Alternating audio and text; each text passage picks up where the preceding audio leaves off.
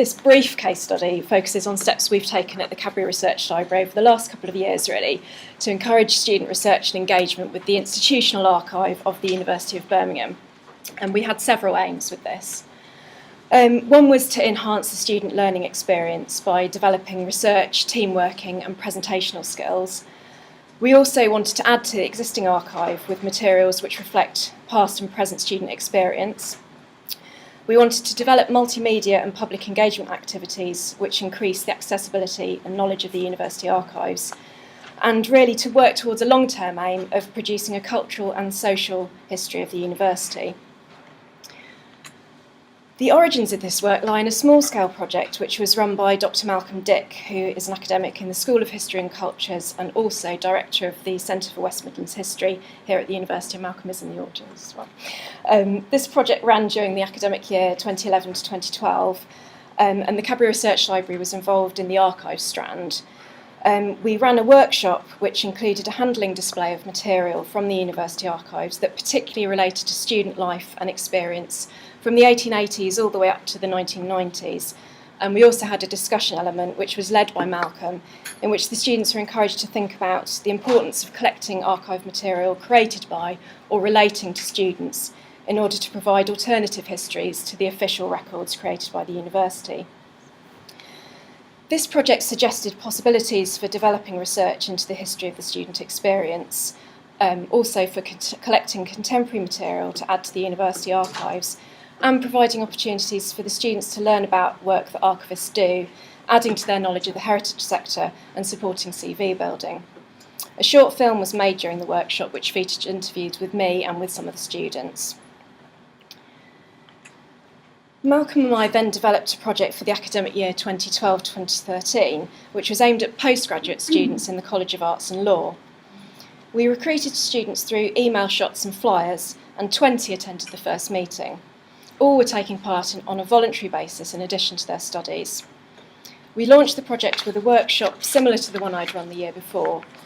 As well as giving students an insight into aspects of student life and experience at the university in the past, the items on display also prompted them to make comparisons and connections with their own experiences as students.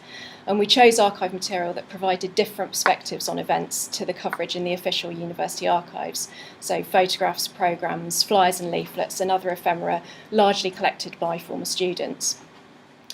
We asked students what they thought it was important to collect and what future researchers might find useful, and really how contemporary collecting could shape research into student life in the early 21st century.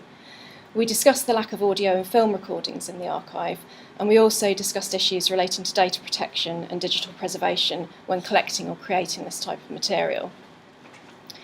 We held follow-up meetings at which students were invited to discuss their plans for taking an aspect of the project forward, and after this, monthly meetings were held to allow students to report on their progress and to receive guidance or advice in dealing with issues that might arise. 12 students submitted proposals. 3 expressed an interest in contemporary collecting, with 2 of these working together to target alumni who had graduated in the 1980s and 1990s. The others all wanted to carry out research using the existing archive, to learn archive skills, or to be involved in a combination of both activities. Initially, most of this group expressed a preference for learning archive skills over carrying out research. This meant that I needed to devise relevant, relatively simple projects which more than one individual could work on simultaneously. One activity I devised was intended to open up access to student publications by creating an index to help users find topics relevant to their research. Students were free to select the publication they wanted to work on, and that ranged from issues of Mason College magazine, which was established in 1883, to recent issues of the current student newspaper, Red Brick.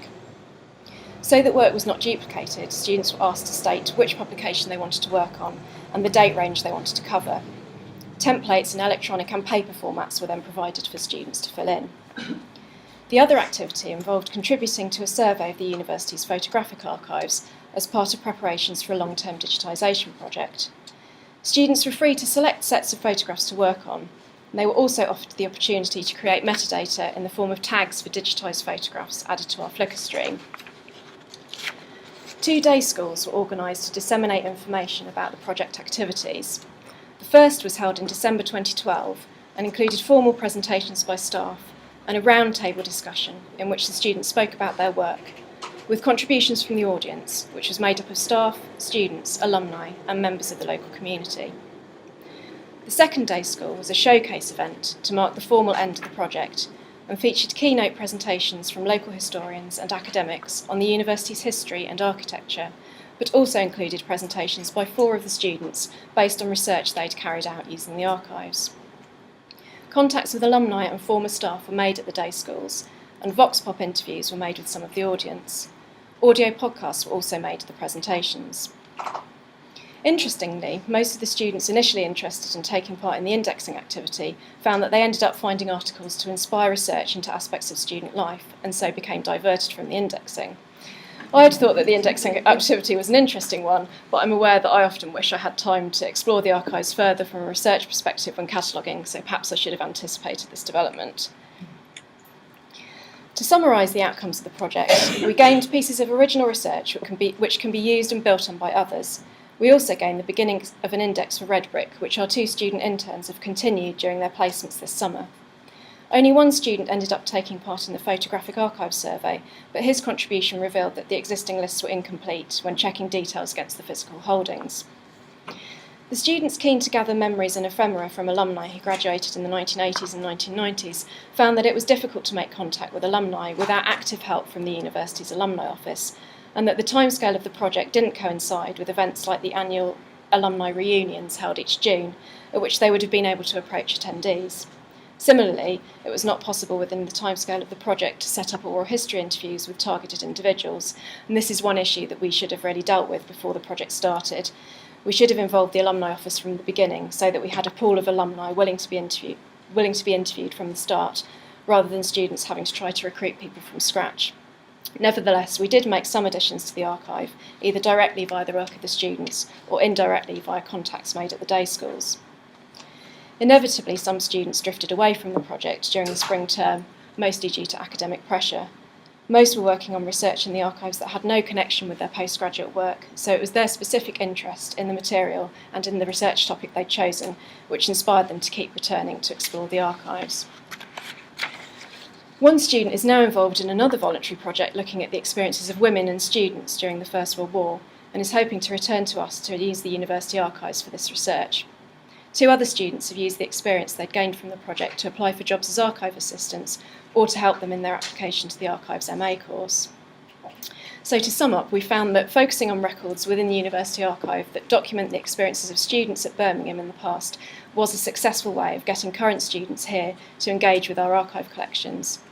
Through the project, we've been able to strengthen collaboration with individual students and staff and to add to the public profile of the institutional archive. We're keen to implement an improved version of this project for undergraduates, either as a voluntary activity or embedded within formal teaching or personal skills development schemes to sustain student engagement in the university archives for academic, personal or career reasons, but we need to make the material itself more visible to students and to their tutors for this to happen.